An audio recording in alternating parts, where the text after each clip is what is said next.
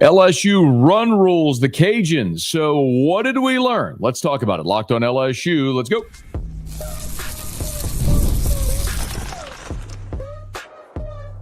You are Locked on LSU, your daily podcast on the LSU Tigers. Part of the Locked On Podcast Network, your team every day. Okay, let's get it. It is Locked on LSU, your team every day. I'm your host, Matt Moscona. Thanks so much for making us your first listen. We're free, available wherever you get podcasts, of course, on YouTube as well. So please subscribe. As always, one of the fastest ways to help us grow is by leaving your comments below. So thank you so much for that. We appreciate it. Big shout out to you everydayers. You know who you are. We appreciate you for being with us. LSU beats UL Lafayette 17-4 in a game where the Tigers put up a 9 spot in the bottom of the first and never really looked back. A day where we wanted to see some consistency out of the bullpen. Good and bad. Offense was just an absolute terror for LSU from start to finish in this game, and that's how you end up in a run rule win in the 17-4 final. So LSU gets the win, a little feel good in the belly, and now you're on to a Thursday, Friday, Saturday series against Mississippi State at the Box. Thanks so much for being here with us. If you're with us live, please smash that like button, subscribe to the channel, hit the bell so you're notified when we post a new video or go live. If you're listening or watching on demand, big shout out to you as well. As a reminder, we will be here live as soon as every LSU baseball game goes final this season. So be sure to join us on the Locked on LSU YouTube channel and hit the bell so you're notified when we post a video or go live and join us here. Okay, you know the drill. If you've been here before, if you're new, I'll give you about 10 minutes of my thoughts on the game. I'll grab my very quick break, and then we'll come back, and I'll get to your questions and comments. So start lighting them up. We appreciate you for being there. I guess we can just start from the beginning. We all wanted to see the LSU pitching staff perform better, especially the way the bullpen struggled over the weekend. Well, the top of the first was a little wonky for LSU. Jaden Newt had the ball, and my goodness, he actually didn't pitch badly in the first, but ended up having to throw a lot of pitches. He struck out Wright to open the game. It was Brooks Wright. He struck out to open the game on a full count, really competitive at bat, but got him looking. And then you have back-to-back, but like ULL scored a run in the first without a ball getting out of the infield, if you weren't watching the very beginning of the game. Back-to-back tappers to third base where Braswell has to barehand the ball. Beautiful play to barehand it, but just couldn't make the throw in time, split second each time. And then they ground out to short to get the lead, the runner at second. So it's first and third now with 2 outs. And then Milam commits a throwing error on a grounder, so a run scores, and then Newt gets the strikeout. So really, New was pretty good in the first. He got 2 strikeouts. There was just 2 bang plays on little rollers toward third, and then a throwing error by Milam, which probably never happened again the rest of the season. But anyway, I thought Newt was certainly fine in that half inning, giving up just the 1 run.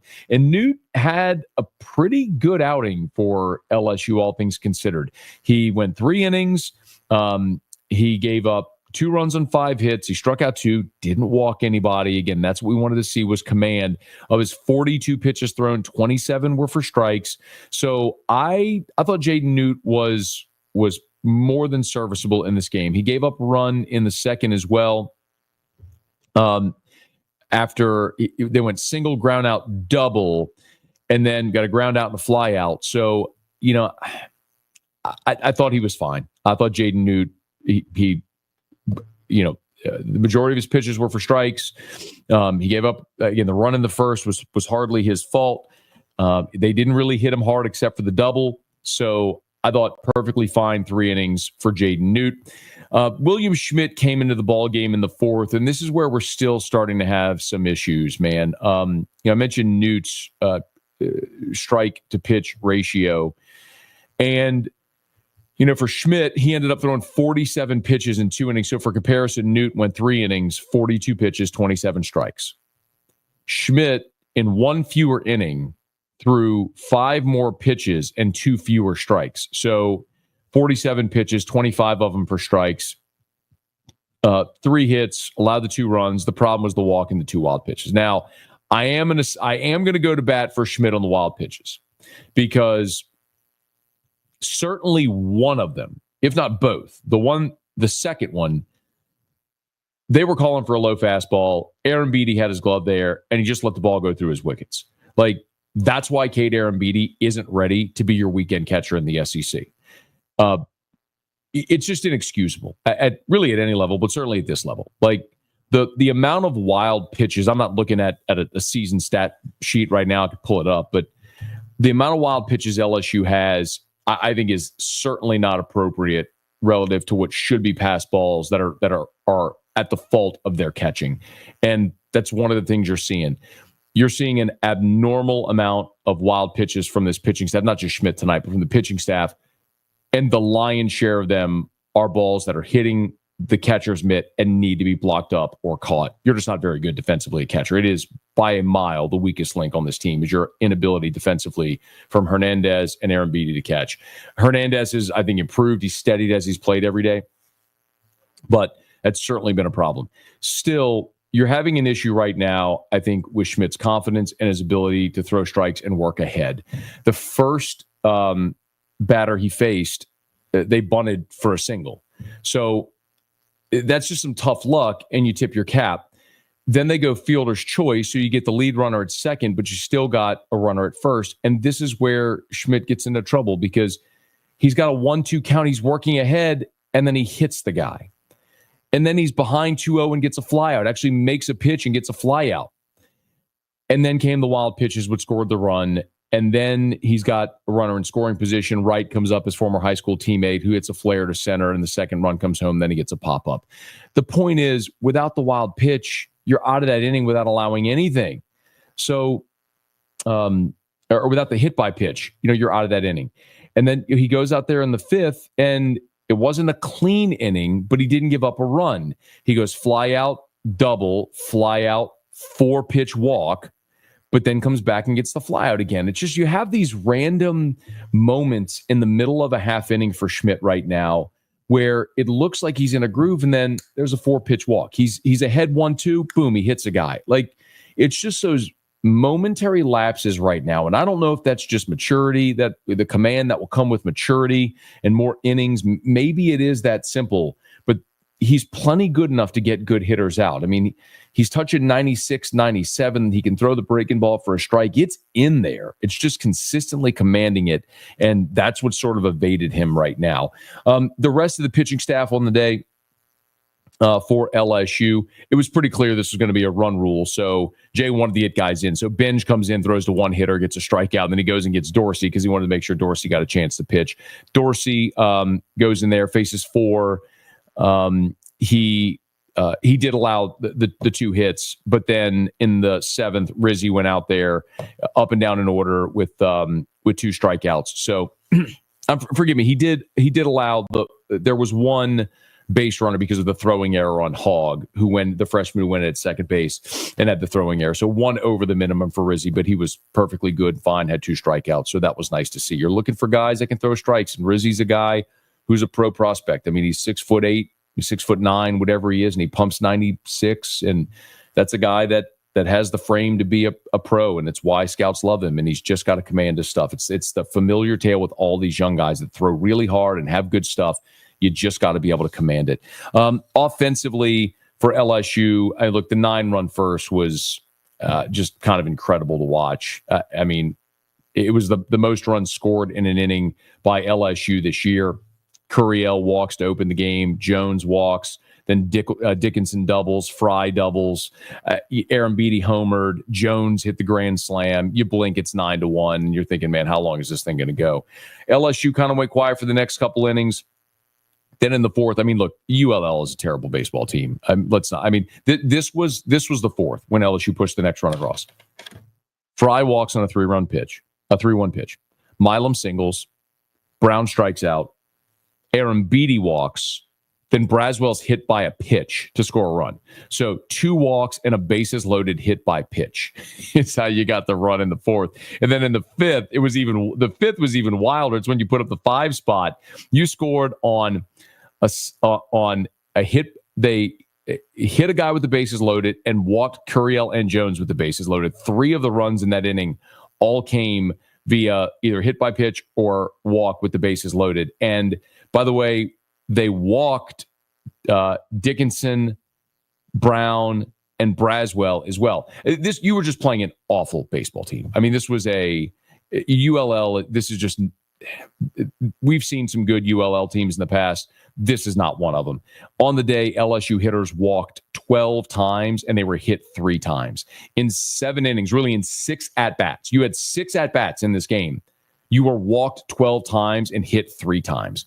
They gave you 15 base runners. I mean, you want to know how you end up in a 17-4 run rule game? That's how. Now, the flip side of this, I'm going to say, while it's fun sometimes to watch those games go your team's way, the flip side of it is, you want to know why LSU might go on the road to Texas and struggle when they see 94, 95 for the first time? Because on a Tuesday night, you're playing ULL with a starting pitcher throwing 72 miles an hour. I had a scout tell me on Monday that there's a program they use where in major league teams, they can tell how hitters face against high velo pitchers. And it's 94, 95 or higher, whatever it may be. And before this weekend against Texas, Jared Jones had not seen a single pitch above 94 miles an hour yet this season until they face Texas. So the point being, like, you don't do yourselves any favors when you line up a non-conference schedule against Purdue, Fort Wayne, and North Alabama and Omaha, because when you get into conference play, you probably have a little false sense of security and false sense of optimism about your team because you beat up on a bunch of really bad teams, and you beat up on a really bad team tonight. So I don't know what we will take out of this, but here's what I do know. Mississippi State right now is struggling. We'll tell you more about State as we go through the week, but, their reliever, Ben Davis, is likely going to go in game 2. This is not an athletic Mississippi State team. They rely very much on the homer. Their third baseman, Ace Reese, is a Houston transfer. He was hobbling around the field this past weekend with a leg injury. Their catcher, Ross Highfield, got hit in the face. He's a plus defender. And if he's not in the game, your ability to change the game on the base paths is dramatic. So that's something worth watching. Point is, you're going to go play Mississippi State this weekend. This is not a good, they're 1-5 in the conference. This is not a good team.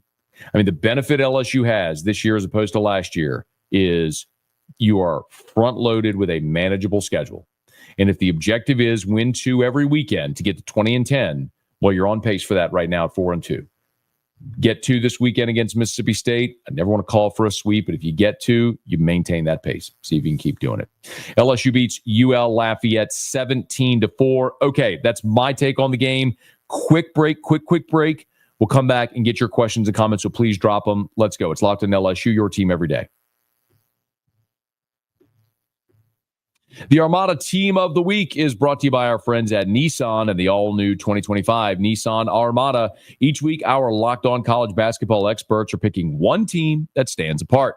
From top-seeded stars to the unexpected upsets, these guys showcase the strength and sheer power needed to push their team forward. This week's Armada, clear-cut Team of the Week, the Arkansas Razorbacks. Despite losing their first 5 SEC games, Coach Cal's Hogs fought their way through the most rugged conference in college basketball to not only make the NCAA tournament, but knock off back-to-back national champion and Hall of Fame coaches en route to the Sweet 16. When it comes to the Nissan Armada, they say go forth and conquer, and that's exactly what the Arkansas Razorbacks have done here. It's clear that our Team of the Week is out here and ready to conquer the road ahead with confidence, just like you can in the all-new Nissan Armada or any of Nissan's outstanding vehicles. Take the Nissan Armada, Rogue, or Pathfinder and go find your next big adventure. Shop NissanUSA.com.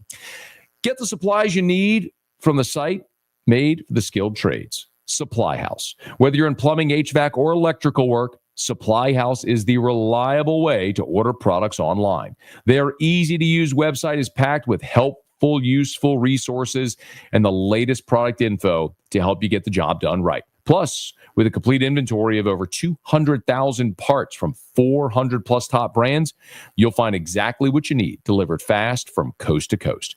Need help with an order? Supply House offers expert support and industry-leading service, so you'll always talk to a real person. And For trade pros looking for an extra edge, their free TradeMaster program offers exclusive perks like a dedicated phone line, free shipping, and discounts on every order. Thousands of skilled professionals are already taking advantage.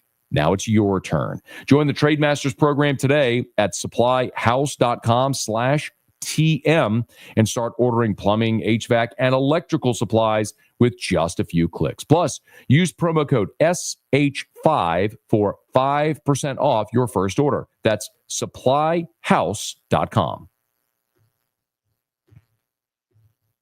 Tigers win 17-4. Let's get to you. Drop in your questions and comments. We appreciate you hanging out with us here on this Tuesday night after LSU beats ULL. Braden LaRusso, what's good? Good to see you there, man. How was Derek Curiel's first college AB a little over a month ago? He takes such impressive ABs, is so mature in the box. No doubt. You know, Braden, one of the surprising parts about the game on Sunday, the loss to Texas, was he swung at the first pitch. It was a line out to left, but went to show you what their scouting was on Riojas from Texas. It was he throws first pitch strikes, he can put you away, so jump on him early. But yes, Derek Curiel, so mightily impressive. The season stats won't be updated yet, but coming into this game, I'll tell you, let's see. Coming into this game, Derek Curiel, I'm looking for his on-base percentage.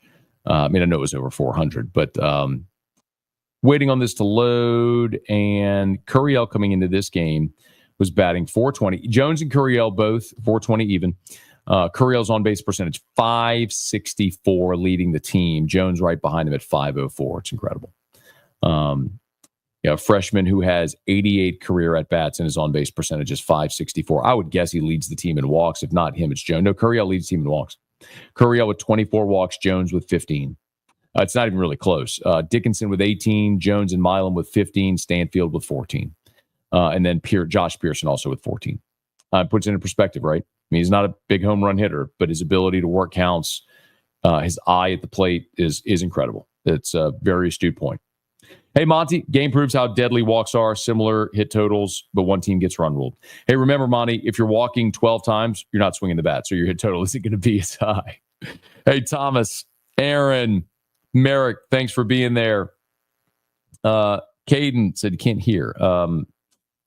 I think everybody else is good, man. So it might be you. So apologize if you're having that issue, but I think we're good on the audio. I got levels, and I think everybody hears me. Rocky, Schmidt just doesn't look right concerning. It's the thing about Schmidt is the stuff is undeniable. You're seeing him touch 96. You're seeing him throwing the break ball for a strike. It's in there. It's like the best example I can give you of Schmidt in this ballgame is go look at where the hit by pitch came. You start with they bunt, right? So the first batter he faces bunts. So now all of a sudden you're working out of the stretch. You had to come off the mound. Just a little different. Now you got a guy on base. And then there's a fielder's choice, but you get the lead runner, right? So he gets a ground ball. You get a ground ball to second. They get the lead runner, but they don't turn it. So it's one out, man on first. Nothing wrong here. 1-2 count, so he's ahead. Hit by pitch. So now you got 2 on with Ardenwan coming up, and he falls behind 2-0. And you're like, here we go. But then he makes a pitch and gets a fly out. So now you got 2 outs, man. 2 outs, first and second, go make a pitch. Wild pitch, run home. And then he gets the pop-up. Now, I will say, though, as I said before, the wild pitch is on Aaron Beatty. Like, you've got to make those plays. It's in there for Schmidt. My hope is it's just a matter of getting more innings. Get on the mound, get more comfortable so he can command his stuff. Clint, Kate Aaron Beatty with a moonshot off the scoreboard. It was impressive, man. Kid's got it in it. There's no doubt. I mean, it's a reason he was thought to be a straight-to-the-pros guy, struggled his senior year, and saw his draft stock drop. It's LSU's benefit. It's got a long way to go defensively, but he can hit. Hey, Jordan, I really like Stanfield. He's close to the plate, I think. Thoughts on his overall play so far this season? Yeah, I mean, I think with Stanfield, first of all, undeniably, he gives you a ton of speed and a plus. He's a plus defender in the outfield. Okay. And I think for a guy who has as many career at bats as Chris Stanfield does in the SEC, to be able to bury Stanfield and Braswell down at the bottom of your lineup is just pretty incredible luxury. Not a lot of teams have that, right? I mean, Stanfield in his career has, we just told you Curiel's got 88 career at bats. Stanfield in his career has 424 career at bats. You know what I mean? I love the fact that he's experienced. He's played at every park in the league. There's just not a lot he hasn't seen. Jacob Mott, Mavericks got some heat. Undeniable. He's pro prospect. Mike, not going to say the bullpen is fixed until the weekend series. Still can't figure out for the life of me why Jay went to Cowan on Friday and didn't go to Evans Saturday night. 2 huge missteps. Well, Mike, I understand why he did what he did. You can disagree with the decision with the benefit of hindsight, but you can understand why he did it. He went to Cowan on Friday because in his mind he's thinking, okay, Cowan can get me home. And so now I have to go split the next 2, and I've only used 2 pitchers. I have everybody available to me, including Evans. And then with not going to Evans on Saturday, I understand it because you're too early in the game. He's not going to be able to finish it for you. So what you were trying to do was bridge to Evans. So I understand what Jay was doing. It just didn't work. Now, the Cowan piece, I've been very vocal about this. I cannot be okay with him. I said it on Friday, even after they won the game. I can't be okay going to Cowan and burning him for the weekend when you're up 6.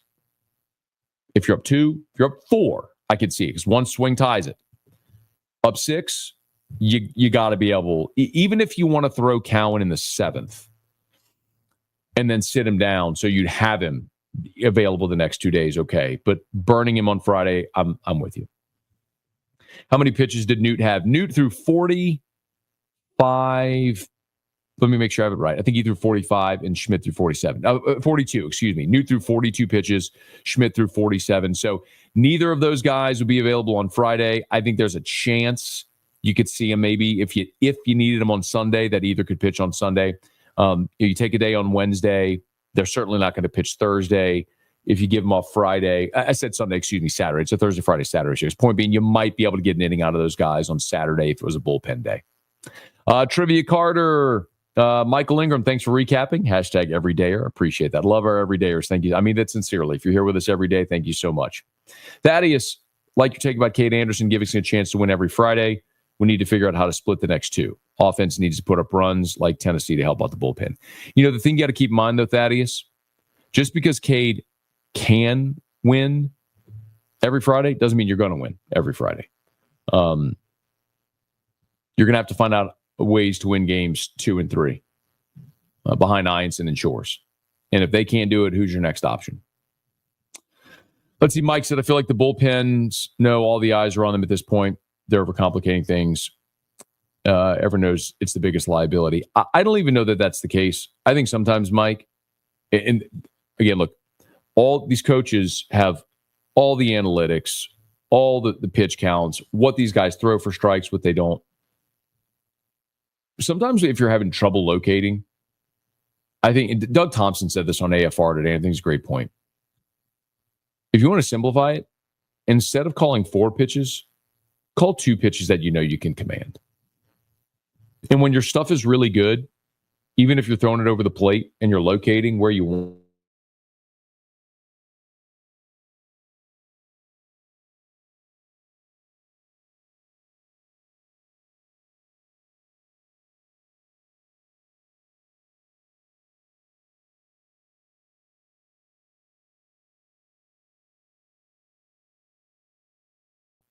they don't even have to. The hardest thing to reconcile is when they don't even have to swing the bat to beat you and you're putting them on base. Ask the Cajuns tonight. Alex, feel like Cade does do a great job framing the ball, make it hard for guys to throw strikes. I think you're absolutely onto it. I think there is a certain artistry to catching. It's something that I would talk about for years with Alex Milazzo. And I fought LSU fans on this for years who wanted Hayden Travinski because he mashed homers and had the cool mustache. And I like Travinski a lot. But Alex Milazzo was a plus defensive catcher, both in his ability to frame pitches, to receive the ball, to be still when he received, to control the opponent's running game, to manage the pitching staff. And as his career went along, he became a real competent hitter. But yes, undeniably, that's a huge part of it.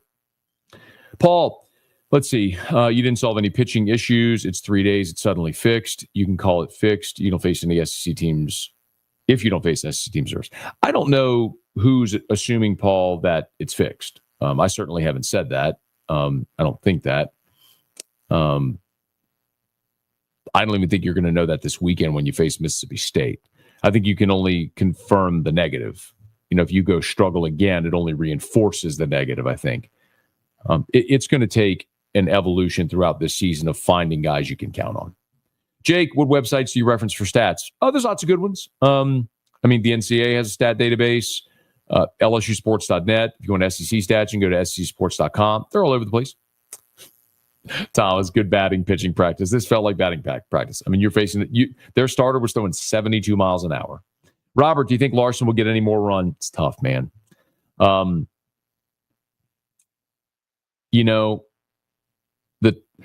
It's tough for Larson. He was the MVP in the Cape this summer too, and he was a guy that became a really consistent player for you at the end of last season. But Jake Brown is a 5-tool player, and it's not just Brown that's in front of him right now. It's Brown, Stanfield, Curiel, Fry. They're all getting run right now ahead of Larson. The tough part for Larson as well is batting from the left side. Fry throws in the dimension of being a right-handed bat, so you're seeing that whenever, like, for example, Fry started tonight at DH because ULL started a lefty. So you're seeing that when the opponent's starting a lefty, Jay stacking the lineup with righties, that means Fry at DH and Braswell at third. If you see a righty start, you're probably going to see Pearson DH, and you're going to see Reeves at third when he stacks it with lefties. So, you look at Larson, and he just hasn't gotten a lot of opportunities, only 24. This was his 25th at bat of the season tonight. He's hitting 250, got to make the most of the opportunity when you get it. And it's certainly disappointing, but I think the bigger thing isn't Brown. I think it's Curiel.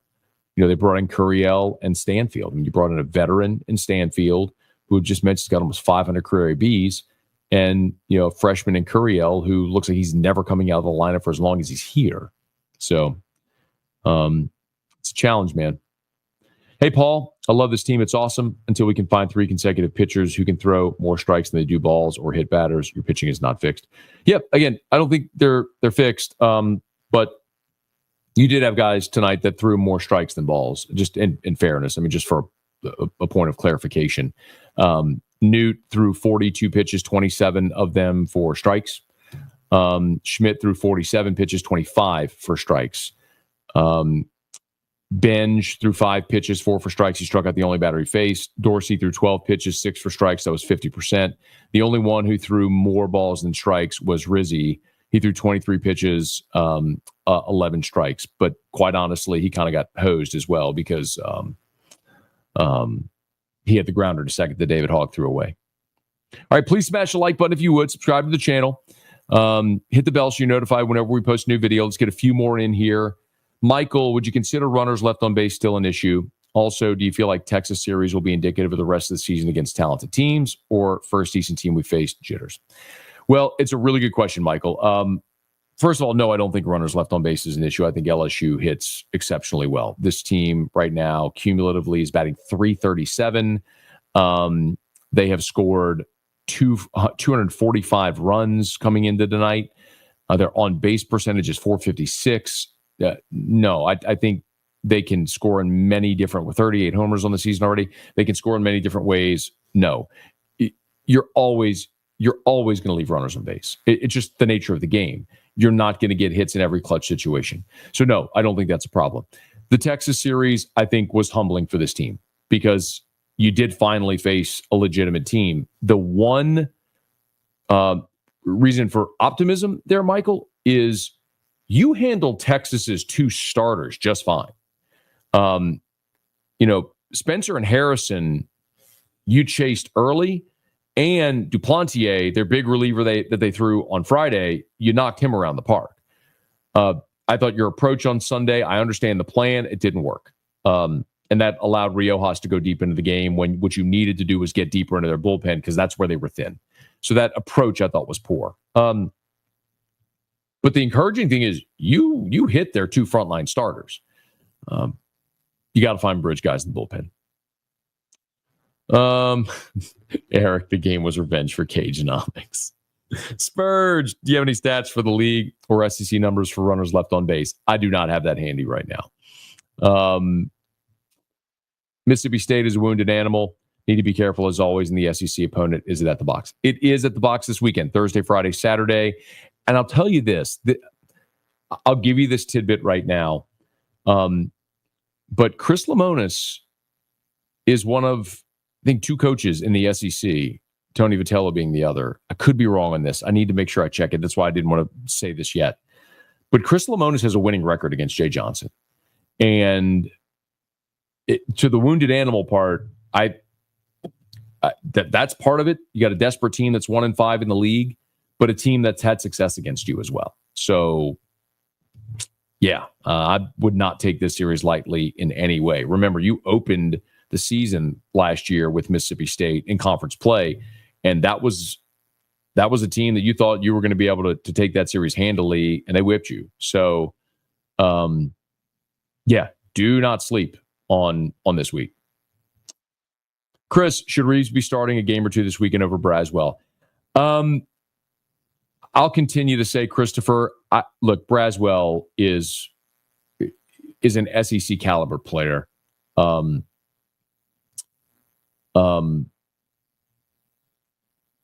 think Reeves has the higher ceiling, and if Reeves keeps coming, then Reeves is going to play more. But for now, it's pretty clear what they're going to do. They're going to platoon at third, and they're going to platoon in right and DH. So whenever you face a righty, I think Reeves is going to start. When you face a lefty, Braswell is going to start. When you face a righty, I think you're going to see Brown and left, Pearson DH. When you face a lefty, I think you're going to see Fry DH, and then probably Pearson and right. That's kind of what they've done so far. Hey, Rocky, I'd like to see Reeves start this weekend. Love his bat. Again, they're going to platoon. Mike, let's see. There are being Reeves' bat doesn't outweigh the hole in his glove. That is fair.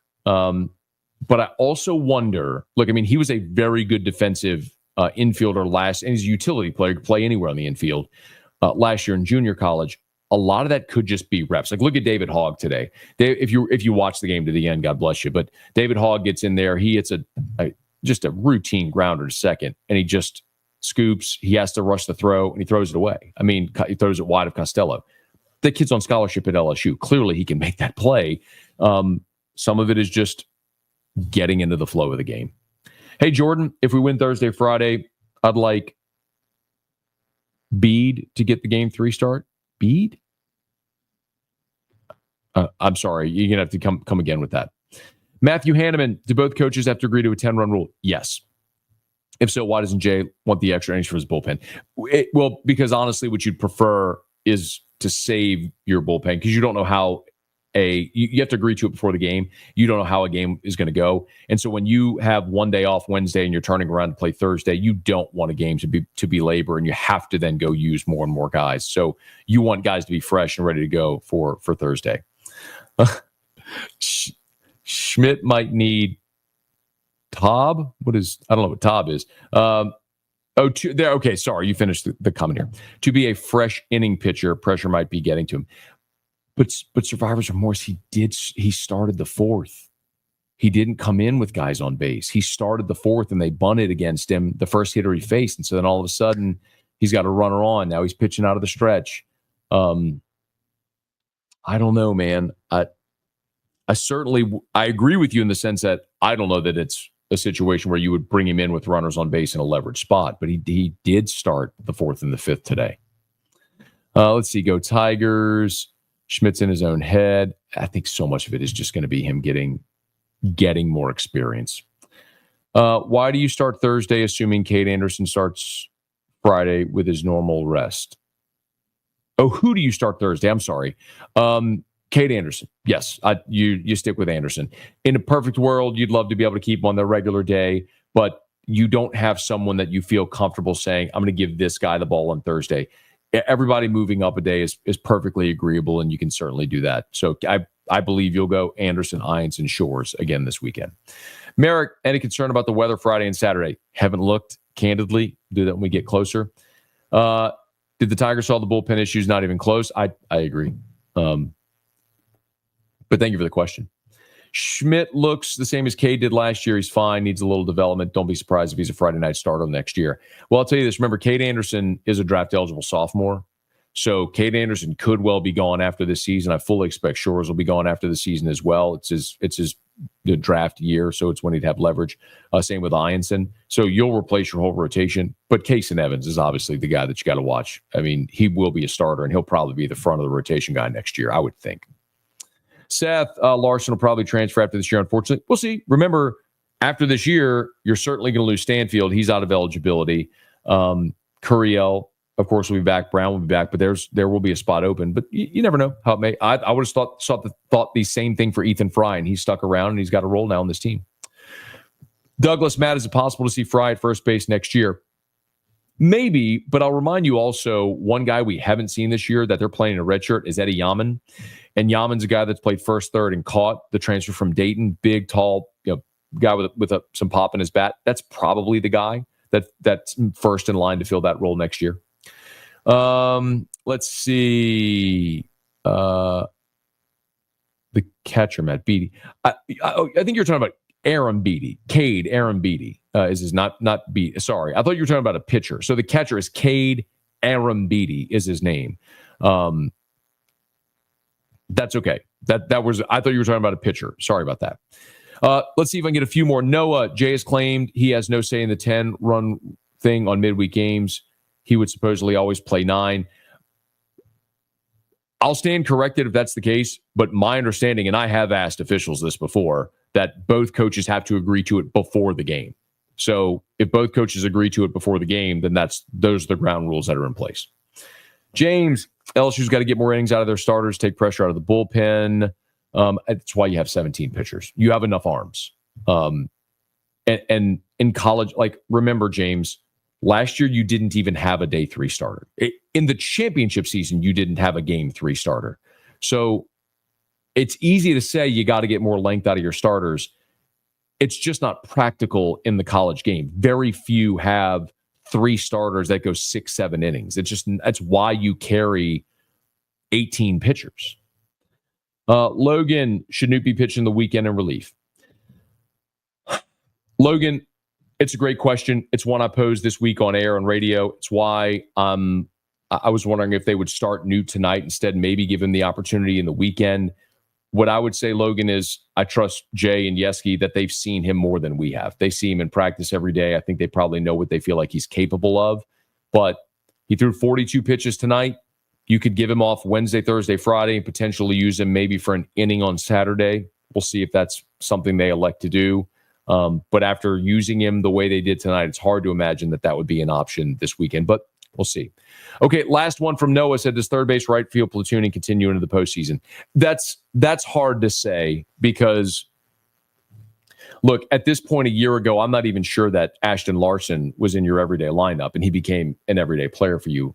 So a lot of this is, like I always say, man, it's an evolution. I certainly don't think your lineup today is the lineup you'll see every day in the postseason. Okay, last one. For real this time, because I got to go. We've been for 38 minutes. They want us to keep these at like 30 minutes, so I'm going long, but I don't think you mind. I appreciate y'all for being there. Matt, how surprised were you to see the Tigers drop to 8th in the ranking? I was not surprised at all, and quite honestly, Douglas, I don't care. Rankings don't matter a lick. There's a bunch of different services that put out rankings. It just doesn't matter. None of that matters. None of that is considered when it comes time to the postseason. What you got to do is you got to stockpile SEC wins, because if you get to 18 SEC wins, you're in the conversation for a national seed. If you're at 20 SEC wins, you're a lock for a national seed. And that means postseason runs through the box. So that's all you got to hope for. Ignore the rankings. It's irrelevant. What you need, just look at the win column in SEC play. Okay, y'all, let's get out of here. Thanks for being here. Do me a favor. If you're live with us, smash that like button, subscribe to the channel, hit the bell so you're notified whenever we post a new video. If you're listening or watching on demand, please subscribe as well. We appreciate you for being there. And remember, after every single LSU baseball game this year, we're live here on the Locked On LSU YouTube channel. So if you're not subscribed to the YouTube channel yet, please do so and smash the like button, hit the bell so you're notified when we post a video or go live. Until next time, it's Locked On LSU, your team every day.